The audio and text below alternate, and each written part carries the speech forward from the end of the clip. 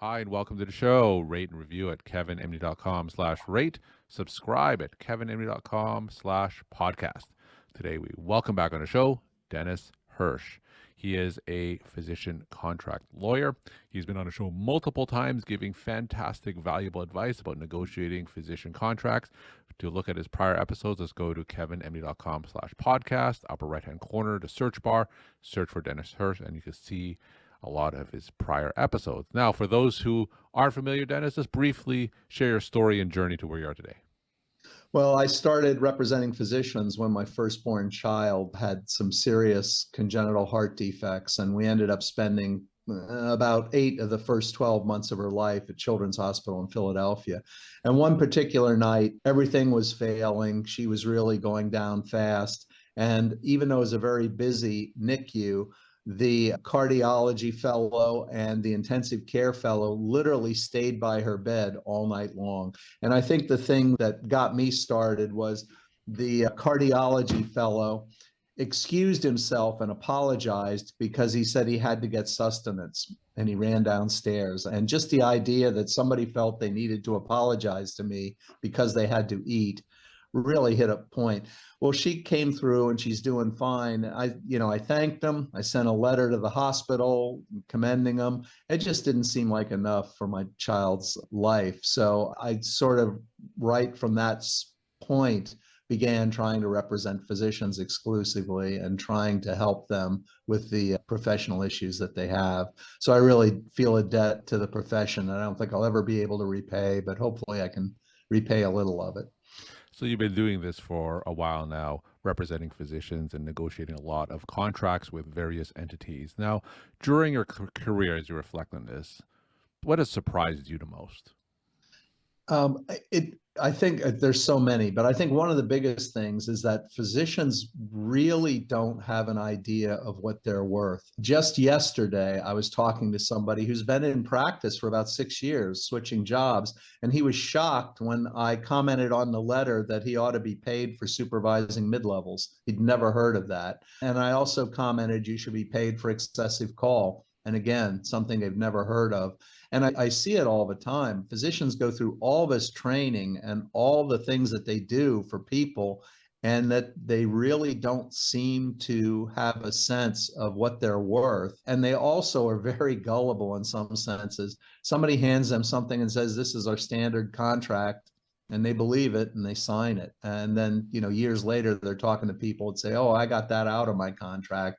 And that's when the light starts dawning. But I think those two things, they just don't realize what you're worth, and you accept too much at face value on the contract. So today we're going to talk about one of your more recent articles titled Physician Contract Horror Stories. Now, how did this article come together?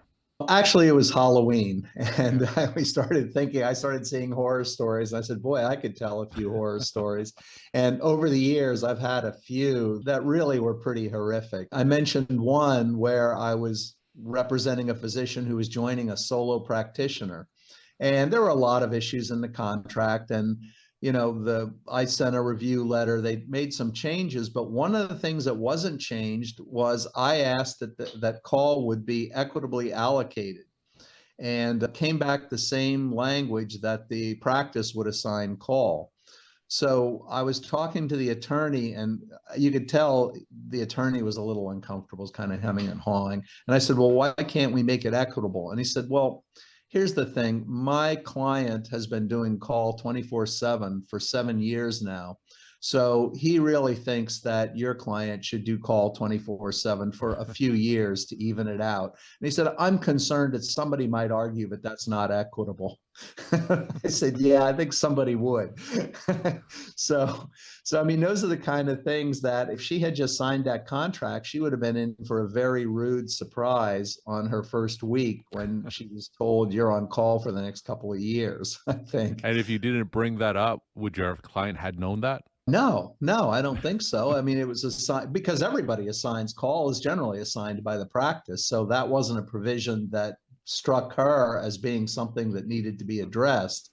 But yeah, so I suspect she wouldn't have lasted there long, but she would have had a very unpleasant couple of months. till she got her resignation in and found a new position. That was one thing. Another thing I've seen repeatedly are horror stories on restrictive covenants. Yeah. And physicians tend to not look at those or say, oh, they'll never enforce it. And actually, in a lot of states, it can be enforced. But the more important thing that people don't realize is if I said to you, hey, Kevin, you've got a lawsuit now, it's going to cost you, it might cost you $100,000, but you will win. I very much doubt you'd say, yeah, I want to jump into that. Well, that's kind of what you're presenting employers. If you go in with a restrictive covenant that a court wouldn't enforce, you're basically telling them, hey, pay your attorney a lot of money and eventually you'll be the winner in court and it'll be fine. Virtually any employer is going to say, no, thanks, I'll hire somebody that doesn't have a lawsuit attached. I had a true story, very senior physician, well known in the medical society, and he was a specialist. So if he rolled into town, he would have had a lot more referrals a lot quicker than virtually anybody else coming into that situation.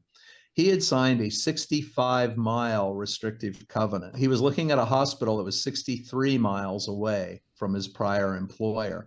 Now, the general counsel of the new hospital and I were on the phone. We both agreed the old employer would be crazy to take that to court because it would certainly lose. And then every restrictive covenant with all its physicians would be in doubt. So there was literally no doubt that a court would not enforce that restrictive covenant. About a week later, I got a call from the general counsel, said we decided to hire somebody else because, you know, we're comfortable we'd win, but we just don't want to tangle with this other health system. So I think a lot of times people look at it and say, that's so crazy, it'll never be enforced. And they're failing to consider that the market will enforce it, even though maybe a court wouldn't. So I think that's one of the second worst horror stories I've seen.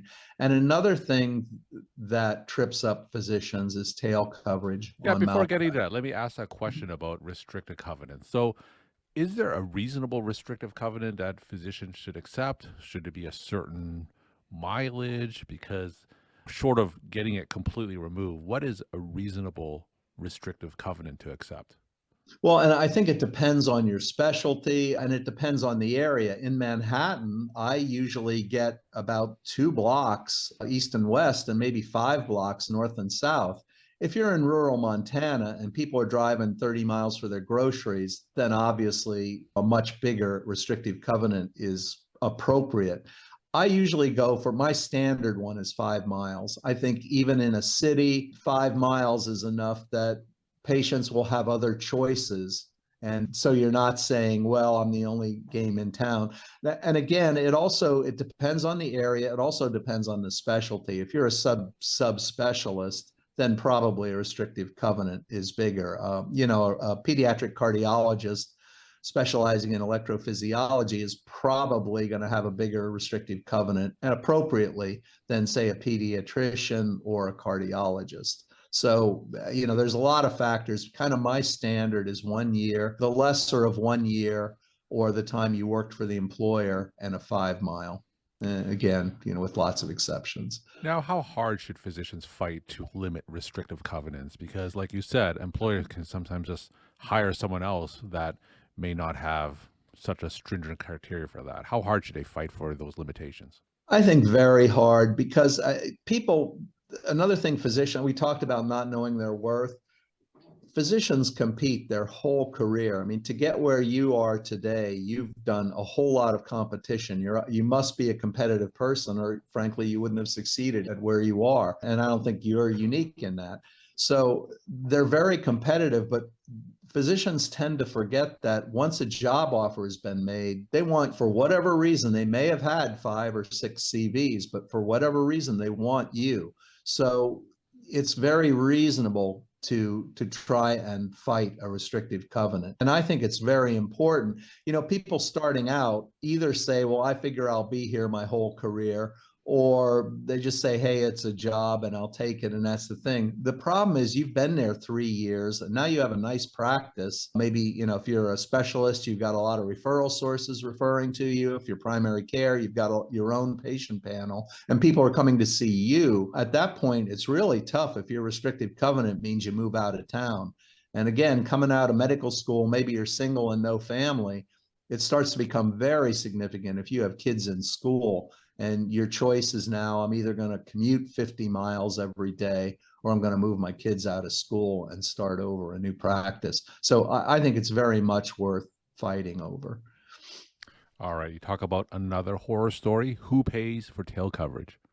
Yeah, a lot of physicians get trapped in this, but the one that really struck me was, and she's actually a friend of mine, moved from California to Philadelphia. Her husband got a great job in Philadelphia. She got a really nice position there. So obviously no concerns about restrictive covenant or anything like that. And literally her last day of work, the practice manager came up to her and said, oh, by the way, you're responsible for tail coverage. I'll hook you up with the broker. And so she talked to the broker and it was many thousands of dollars cost in tail coverage. Now, luckily, her and her husband had saved up money. They thought that was going for a down payment on the house in Philadelphia. In fact, it ended up going for tail coverage and they actually had to borrow from, I think, his parents or her parents, I forget, to pay that tail coverage. So it can be a huge issue. And hers was like a lot of contracts that said, we'll provide coverage during the term of this agreement. And people look at that and say, great, you're providing coverage. Problem is the day after the agreement terminates, if you have claims made insurance, you're no longer covered. So it's something that absolutely needs to be addressed. And I think it's very much worth fighting for. When I started out in private practice, a lot of employed physicians wouldn't get it, but I'd always tell them, if you hang in there, the partners, always have their tail paid. And about the last 3 or 4 years, I've been reviewing shareholder agreements where even departing shareholders are now responsible for their tail. So it's something, that you really have to look out, and it's a big dollar amount. So it's not something that you'll just handle out of your last paycheck. It's going to be a lot of money if you get stuck with it. And it could actually trap you in that position. I mean, I've had people come up to me and say, look, I looked at it and my specialty tail coverage is the one I just had quoted was $83,000. And, I can't afford that. I'm not going to move. I don't like it here, but I can't afford that 83,000, and it's going to get worse the longer you're there. So it can literally trap you in a job that you hate. One of the prevailing themes that you mentioned is that physicians often don't know what they're worth. What kind of questions could they ask themselves to better assess their value? Well, I think the biggest one is, why are they offering me this job? Because you really do have to come back and say, I've competed all my life, and there's a lot of other people that are also clinically superbly qualified, but there's a reason they wanted you. And maybe you just hit it off better in the interview. For whatever reason, they want you, and you need to go with that. You're no longer competing. They want you. So I think you just do things like look at MGMA, Medical Group Management Association benchmarks. There's got to be a good reason why you're being paid less than median. Because, I mean, if you're the only game in town, why are they paying you less than median? And I've actually, in a very heated negotiation once, it was probably unfortunate, but I asked the other side, if you think this guy isn't a median quality physician, why are you even hiring him? So I think that's the biggest thing. There are benchmarks out there. It's not a question of, boy, that's a whole lot more money than I'm making now, so it must be a good deal. There's lots of benchmarks out there, but you can compare it to. We're talking to Dennis Hursh. He's a physician contract lawyer. We're talking about his more recent Kevin MD article, Physician Contract Horror Stories. Dennis, what are some of your take-home messages that we can learn from these horror stories?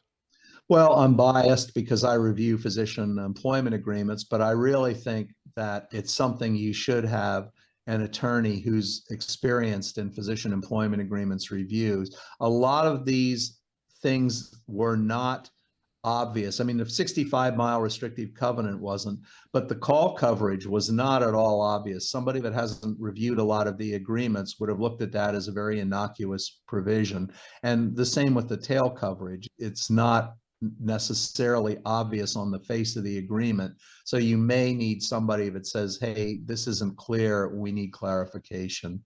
So I really do think it's a huge investment for you to move into a new position. I think you ought to spend a little money and have a competent physician's attorney review the agreement. Dennis, thank you so much for coming back on the show and sharing your time and insight. Great. It was my pleasure.